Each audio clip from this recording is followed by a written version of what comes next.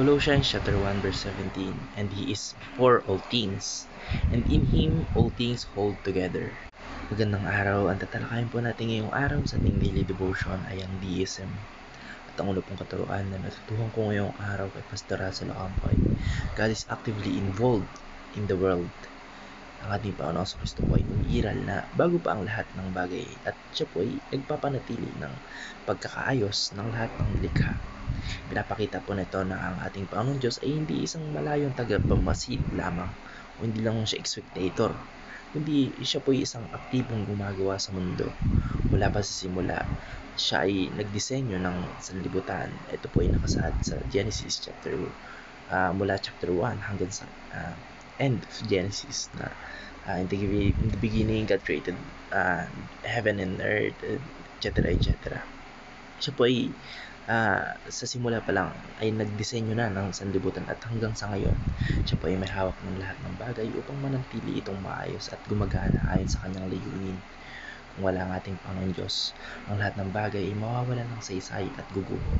Ang katotohanan ito po ay nagpapatunay na ang ating Panginoon Diyos ay hindi natutulog o nagpapabaya sa mundo, kundi patuloy po niyang ginagawa yan at minamasdan yung takbo ng kasaysayan at ng ating mga buhay. Nagtutuhan ko naman po sa pangalawang katuruan ni Pastor Russell Ocampo ay God is our Father who sent us for His Son. Bilang isang ama, hindi pinababayaan ng ating Panginoon Diyos ang kanyang mga nilikha o ang kanyang mga anak. Tayo mananampalataya o hindi mananampalataya, tayo kanyang mga creation, hindi niya tayo pinababayaan. Sa halip, gumawa siya ng paraan upang maligtas tayo mula sa tiyak na kapahamakan. Ang kanyang plano po, ang plano ng ating Panginoon Diyos ng kaligtasan ay hindi isang bagay na bigla ang naisip lamang.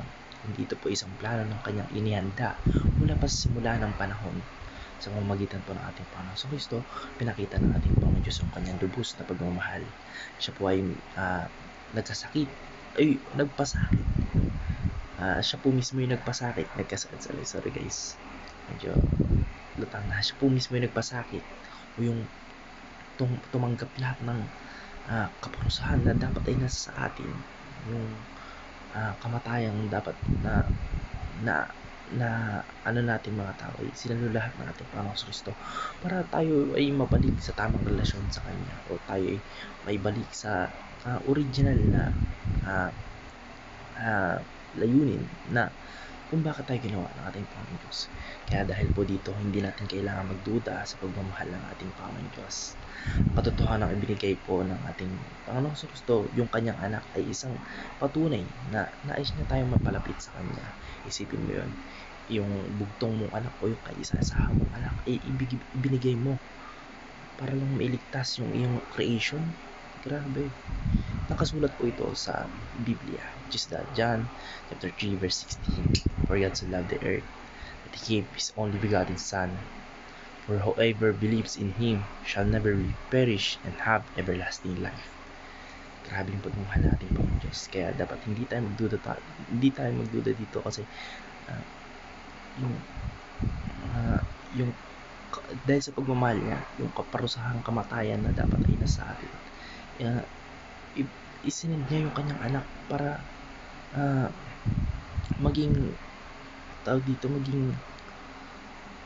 alternative o yung parang magiging, alam mo yung palit-bote kung sa laro, para yung ating Panginoon sa Kristo yung sumalo ng ating kasalanan o ng ating mga kabayaran dahil sa ating kasalanan. Kaya sa pamamagitan po natin Panginoon sa Kristo, nagkaroon tayo ng pagkakataong maging bahagi ng pamilya ng ating Panginoon Diyos at magkaroon ng buhay na walang hanggan o ng everlasting life. Ang pagiging isang ama po ng ating Panginoon Diyos ay hindi lamang isang title o titulo, kundi ito po isang aktibong papel ng kanyang ginagampanan sa buhay ng bawat isa sa atin. Ang natutuhan ko naman po sa pangatlong katuruan ni Pastor Russell Ocampo ay God is working for the good of those who love Him. Pinapakita po nito na anuman ang nangyayari sa ating mga buhay, mabuti man o masama, ang ating Panginoon Diyos ay may plano at may ginagawa para sa ating kapakanan. Minsan, maaaring hindi natin agad makita o maunawaan yung kanyang mga plano, lalo na kung tayo ay dumaranas ng pagsubok o paghihirap.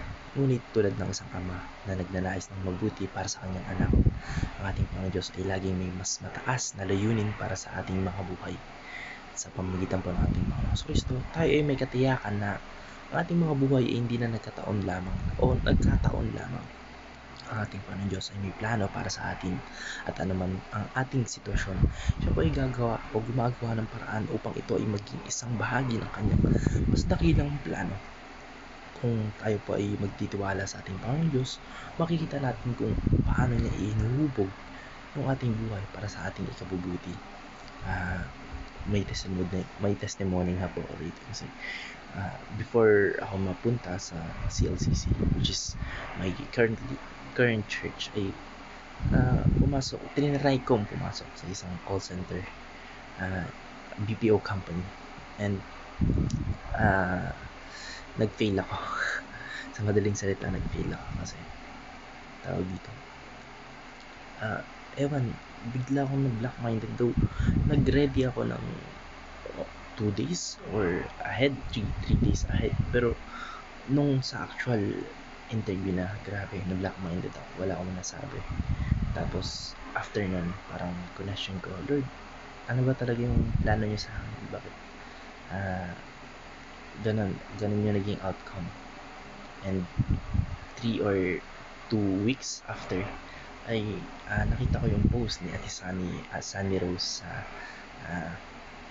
group page ng ICT Kainta, and ayun, nag-aalok ng scholarship, at nakita ko din, grinab ko kasi nga, ayun, parang una hesitant pa ako kasi parang too good to be true.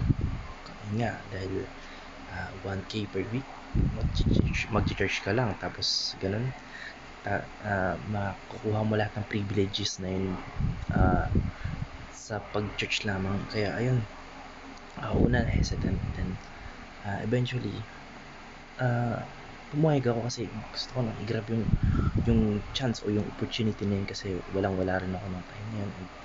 Grabe yung pinagdaanan ko ba. Parang gusto yun, kaya nga po ako nag-apply ng trabaho, dahil yun yung financially medyo tagilid na ako nun, and college na, so naging doble kung hindi triple yung gastusin. And thank God nakapasok ako sa CLCC. Ngayon alam ko na kung bakit hindi ako nakapasok doon sa BPO company, kung ano ba talaga yung plano ng ating Panginoon Diyos sa aking buhay. And thankful ako kasi ayun, nakapasok ako sa CLCC. Ang daming opportunities, hindi lang financially, kundi ang hinubog ng CLCC lahat sa akin, yung personality, yung kung paano ako mag-isip, yung emotional, mental, physical, and social, yun lahat yun nag-upgrade. Sobrang laki na ng diferensya, especially sa spiritual. At ngayon alam ko na kung ano yung plano sa akin ng ating Panginoon Diyos. Kaya ngayon binabalik ko lahat ng kanyang pagpapala by serving the people of the church. Kaya ayun, I'm doing my best to bring o balik yung pagpapalang binigay sa akin ng ating Panginoon Diyos. Yan. Kaya ang lahat po ng ating pagsubok, sakit at paghihirap ay may layunin, at sa kanyang tamang panahon pinapakita po ng ating Panginoon Diyos sa atin yung paano niya ito ginamit para sa ating paglago at pagpapala. Kaya po sa akin, nag-fail, and hindi alam nung una kung ano ba talaga yung plano ng ating Panginoon Diyos. Pero eventually, through time, malalaman din natin. Kaya have faith in God, always pray, at to God be the glory. Yun lamang po. Maraming salamat, and God bless. Amen.